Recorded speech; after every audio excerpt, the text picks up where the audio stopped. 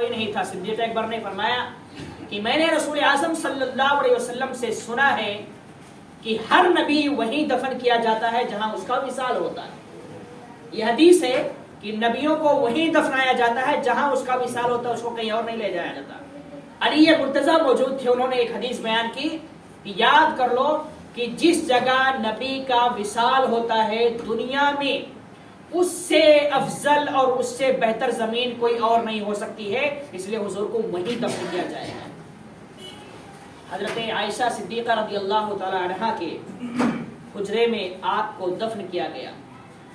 سب سے پہلے یہی 5 لوگ جنہوں نے آپ کو غسل دیا وہ قبر شریف میں اترتے ہیں, دفن کرتے ہیں. دفن کرنے کے بعد میں جب آپ کے چہرے سے کپڑے کو ہٹایا گیا آخری دیدار کے لیے کہ آخری دیدار کر لیا جائے, تو حضرت قسم بن عباس سب سے اخیر میں قبر سے نکلتے ہیں.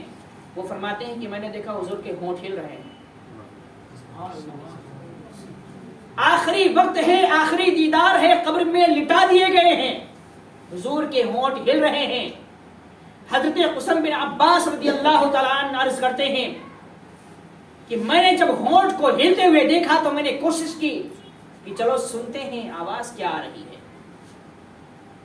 فرماتے ہیں کہ میں نے جب ہونٹوں کو ہلتے ہوئے دیکھا تو میں نے اپنی کان کو ہونٹوں کے پاس لگایا تو کوئی اور آواز نہیں تھی, آواز یہی تھی ربی حبلی امتی, ربی حبلی امتی, اے اللہ میری امت کو بخش دے, اے اللہ میری امت کو بخش دے. میرے عزیز دوستو بزرگوں, اس حدیث سے ہمیں اور آپ کو یہ سبق ملتا ہے کہ جو نبی پیدا ہو رہا ہے ہمیں یاد کر رہا ہے, دنیا سے پردہ فرما رہا ہے ہمیں یاد کر رہا ہے.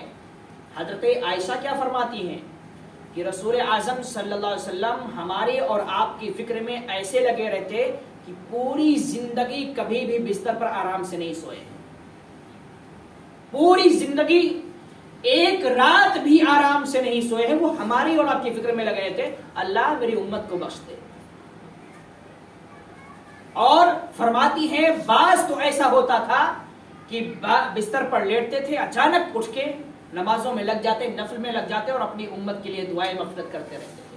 پوری پوری رات گزر جاتی تھی. وہ نبی جو پیدا ہوا تو ہمیں یاد کر رہا ہے, بستر پر آرام کر رہے ہیں, آنکھیں تو بند ہیں لیکن دل میں ہمیں یاد کر رہے ہیں. پوری پوری رات نفل پڑھ کر اپنے پیروں کو سجا کر ہماری مغفرت کی دعا کر رہے ہیں. فرماتی ہیں کہ سفر میں جا رہے ہیں تو اپنی امت کو یاد کر رہے ہیں, اکیلے میں ہیں تو اپنی امت کو یاد کر رہے ہیں, صحابہ کے بیچ میں ہیں تو اپنی امت کو یاد کر رہے ہیں, حضر میں ہیں تو اپنی امت کو یاد کر رہے ہیں, بیٹھے ہیں تو اپنی امت کو یاد کر رہے ہیں, کھڑے ہیں تو اپنی امت کو یاد کر رہے ہیں. اور آخر وقت تک دنیا سے پردہ فرمایا, آخری دیدار کے لیے قبر میں جب آپ کے چہرے کو کھولا گیا تو وہاں بھی اپنی امت کو یاد کر رہے ہیں. ایسا محبوب, ایسا نبی, ایسا آقا کسی کو میسر نہیں ہوا جیسا ہمیں اور آپ کو میسر ہوا. جو نبی اپنی پیدائش سے لے کر پردہ فرمانے کے آخری وقت تک ہمارے اور آپ کی فکر کر رہا ہو, اس نبی کی محبت میں ہمارے پاس 5 وقت کی نماز پڑھنے کا موقع نہیں. کبھی سوچا پوری پوری رات وہ اتنے نازک تھے کہ زیادہ دیر تک کھڑے ہوتے تو ان کے پیروں میں سوجن آ جایا کرتی تھی, اتنے نازک تھے لیکن سوجن کی فکر نہیں کیا. حدیث کے الفاظ پیروں میں چھالے پڑ گئے لیکن ہماری اور آپ کی یاد میں نفل پڑھتے رہے.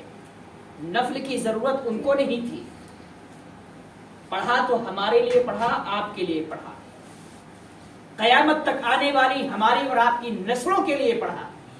جو محبوب یار ہمارے لیے اتنا کر رہا ہو, اتنا کر رہا ہو کہ ایک لمحہ ہمیں نہیں بولا ہو 63 سال میں, ہم اس کو ایسے بھول جاتے ہیں کہ عید میلاد آیا تو یاد کریں گے, کوئی محفل ہوگی ان کا نام آئے گا تو یاد کریں گے, اس کے بعد 24 گھنٹے ہم کس کو یاد کریں گے. 63 سال کے ہر لمحے وہ ہمیں یاد کرتے رہے اور ہمیں 24 گھنٹے میں 5 وقت ان کی محبت میں 5 وقت, وہ بھی فائدہ حضور کا نہیں ہے, ہمارا اور آپ کا ہے. یعنی حضور جو کچھ کر رہے ہیں اس میں حضور کا فائدہ نہیں، ہمارا اور آپ کا ہے، اور یہاں ہم بھی جو کچھ کر رہے ہیں اس میں حضور کا فائدہ نہیں، ہمارا ہی فائدہ ہے۔ ایسا محبوب، ایسا نبی اس سے پہلے کسی امت کو نہیں ملا ہے۔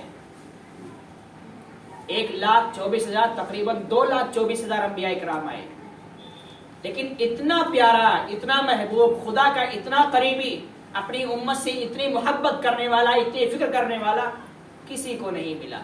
یہ ہم خوش نصیب تھے کہ اللہ نے ہمیں حضور کی امت میں پیدا فرمایا۔ اس خوش نصیبی پر جہاں ہمیں ناز ہونا چاہیے وہیں پر ہمیں اس کا شکر بھی ادا کرنا چاہیے۔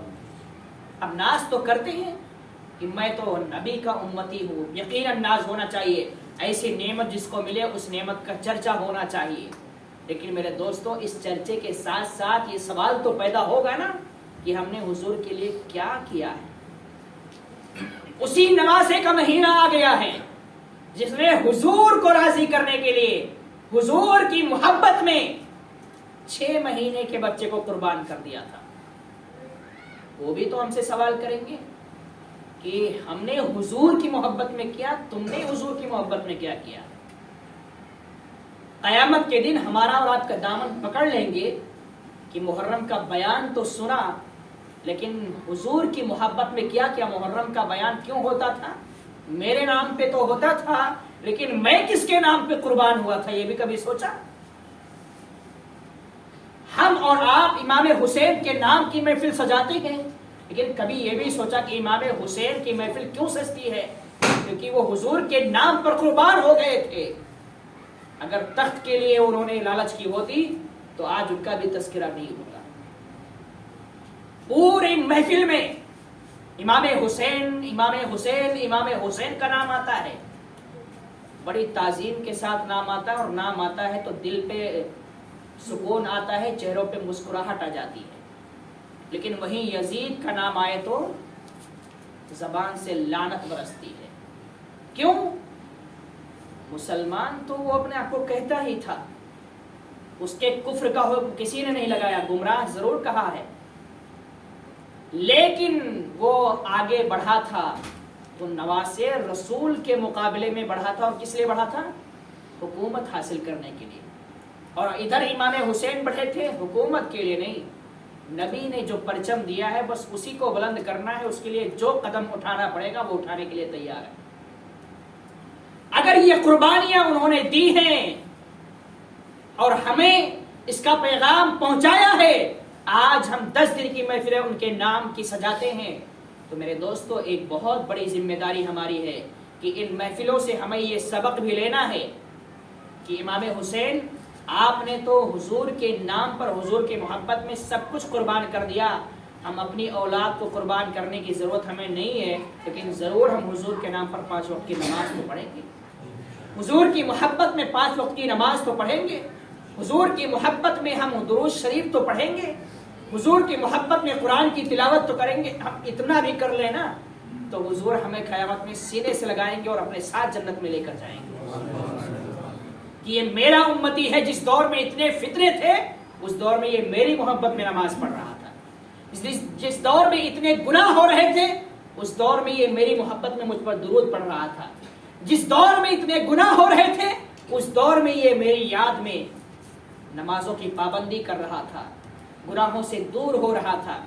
حضور کے لیے ہم کریں گے نا تو حضور ایک ایسے انسان اور ایک ایسے نبی ہے کہ ہم احسان فراموش ہو سکتے ہیں لیکن وہ کبھی احسان فراموش نہیں ہو سکتے۔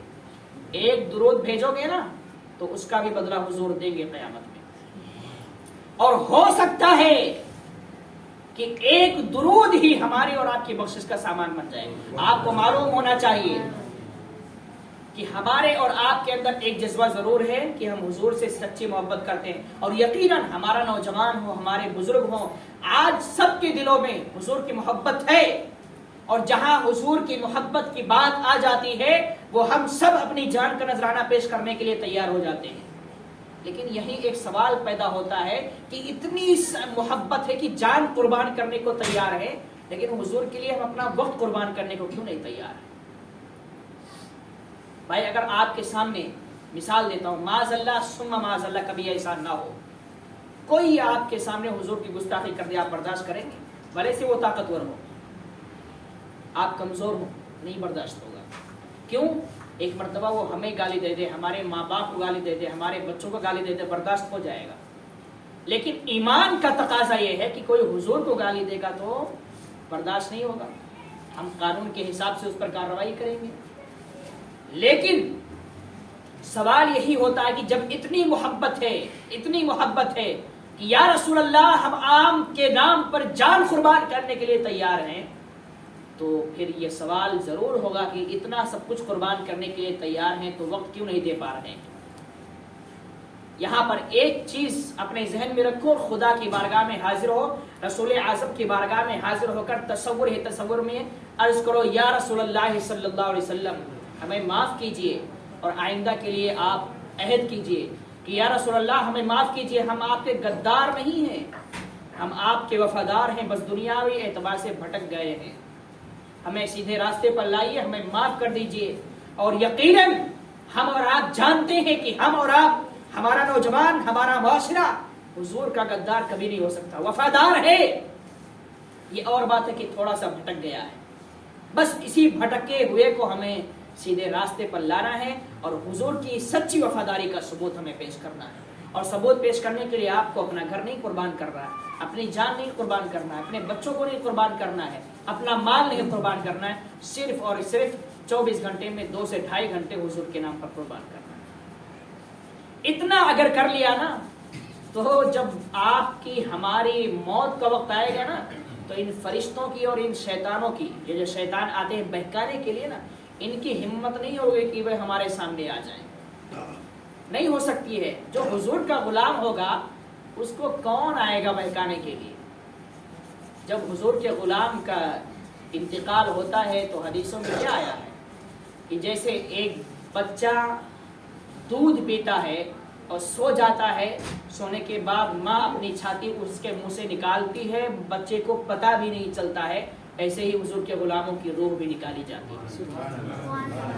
گوندھے ہوئے آٹے میں بال ہو، اس بال کو کھینچ لو کوئی طاقت نہیں لگتی ہے، ایسے ہی حضور کے غلاموں کی روح نکالی جاتی ہے۔ لیکن وہیں جو حضور کا غدار بن جائے، اس کے بارے میں فرمایا گیا ایک کانٹے دار درخت ہے، اس پر اونی چادر پھینکو اور پھر اس چادر کے کھینچو، کتنی طاقت لگے گی، کانٹوں میں پھنسے گا، چیرتے پھاڑتے ہوئے وہ چادر نکلے گی۔